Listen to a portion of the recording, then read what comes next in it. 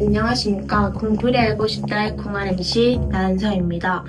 누군가는 단순한 장난이었다고 말합니다. 하지만 그 장난은 한 사람의 일상을 무너뜨리고 평생의 상처가 됩니다.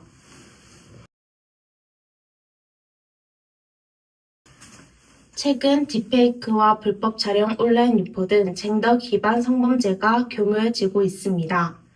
화면 너머에서부터 시작된 범죄, 익명 속에서 누군가는 웃고 있지만 피해자는 여전히 두려움 속에서 살아가고 있습니다. 과연 우리는 이 문제에 대해 제대로 마주하고 있는 걸까요? 지금 우리 젠더 기반 성범죄에 대해 더욱 자세히 추적해 보도록 하겠습니다.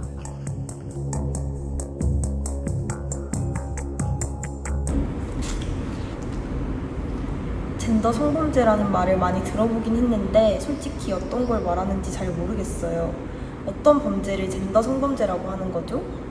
뉴스를 보면 성범죄 관련 사건이 계속 나오는데 왜 이런 범죄는 쉽게 사라지지 않는 걸까요? 요즘 딥페이크나 불법 촬영 같은 이야기를 많이 듣는데 이런 것도 젠더 성범죄에 포함되는 건가요? 주변에서 장난이었는데 뭐가 문제냐라고 말하는 경우가 있잖아요. 어디서부터가 장난이고 어디서부터가 범죄인지 궁금해요. 만약에 피해를 당하면 바로 신고하면 될 것 같은데 실제로는 신고를 망설이는 분들이 많다고 들었어요. 왜 그런 건가요?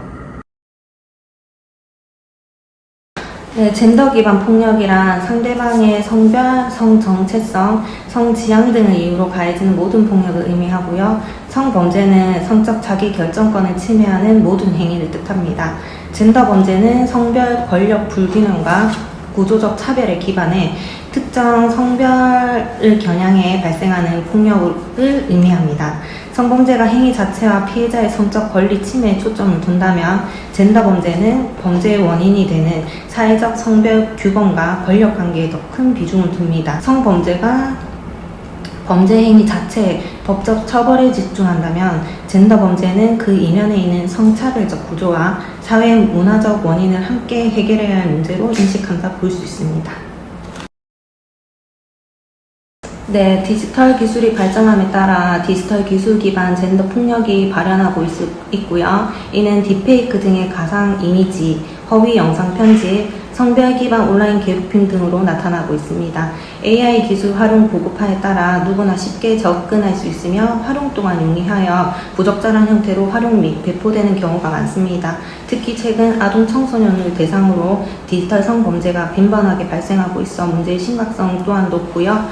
이에 대응하기 위한 지원 체계가 바로 이젠센터 내 디지털 성범죄 피해자 지원센터입니다.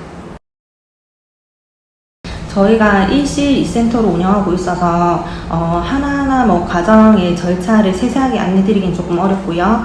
1366 경우부터 안내드릴게요. 365일 24시간 운영되고 상담 채널은 총 5가지, 전화, 내방, 현장, 카카오 채널, 홈페이지를 통하여 인입되고 있습니다. 상담 의뢰가 들어오면 폭력 피해 상담을 진행하고 대상자에게 맞는 지원을 단계적으로 제공합니다.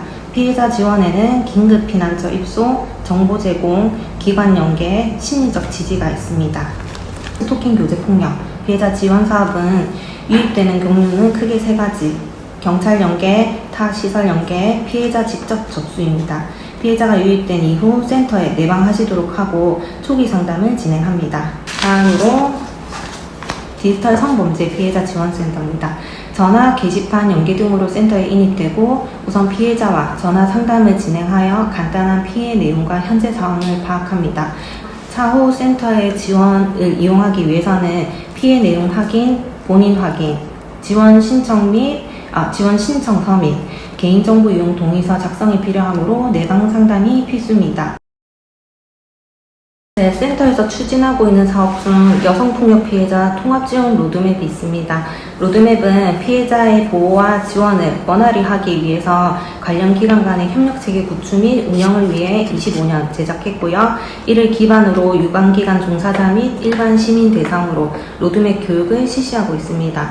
5월 중 1차 교육을 진행 완료했고 10월 중 2차 교육을 진행할 예정이니 사회복지학과 학생들이 함께 참석해서 교육을 이수하시면 향후 실무 현장 역량 강화에 도움이 되리라 생각하고요. 성폭력 예방 및 인식 개선 사업 중 여성폭력 주방 주간 행사가 있습니다. 매년 11월 25일부터 12월 1일 1주간 진행되고 부산 시민 모두가 참여하는 형태로 북 콘서트 및 연대 캠페인 부스 등을 운영합니다. 네, 저는 사회복지학을 전공했고 사회복지사 1급 및 심리상담사 자격증 등을 보유하고 있습니다.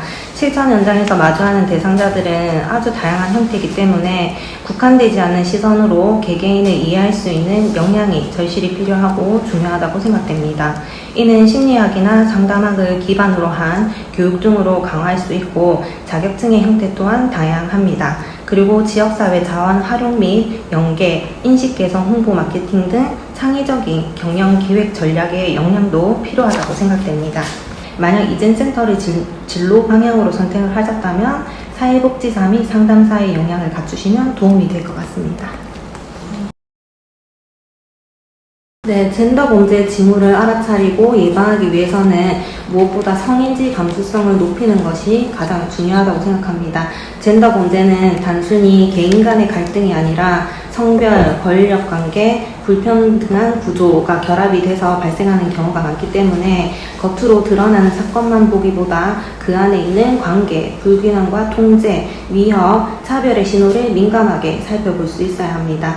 대학생 시기에는 일상 속에서 무심코 사용되는 차별적 표현이나 성별 고정관념, 관계 안에서의 통제 행동을 비판적으로 바라보는 연습이 필요한데요. 예를 들어서 그 정도는 장난이다, 연인 사이니까 괜찮다 하는 식으로 넘겨지는 말과 행동도 피해자에게는 폭력의 신호일 수 있습니다.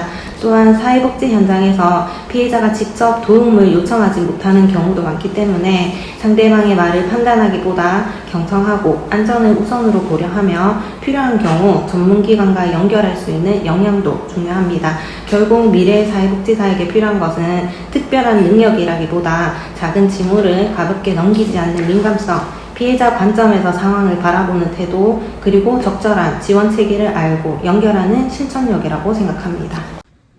우리 사회에서 성폭력은 여전히 말하기 어려운 것으로 남아 있습니다. 피해자들은 용기를 내어 입을 열지만 그 목소리는 때론 외면받거나 왜곡되기도 합니다. 우리는 묻고 싶습니다. 과연 우리 사회는 피해자 곁에 제대로 서 있는가? 예비사회복지사로서 우리는 피해자의 아픔이 어디서 비롯되는지, 어떤 도움이 진정으로 필요한지 먼저 알고 먼저 다가가고자 합니다. 아는 것에서 변화는 시작됩니다. 그리고 그 변화의 첫걸음을 함께 내딛고자 합니다. 이상으로 공풀이 알고 싶다의 공알 MC 나윤서였습니다.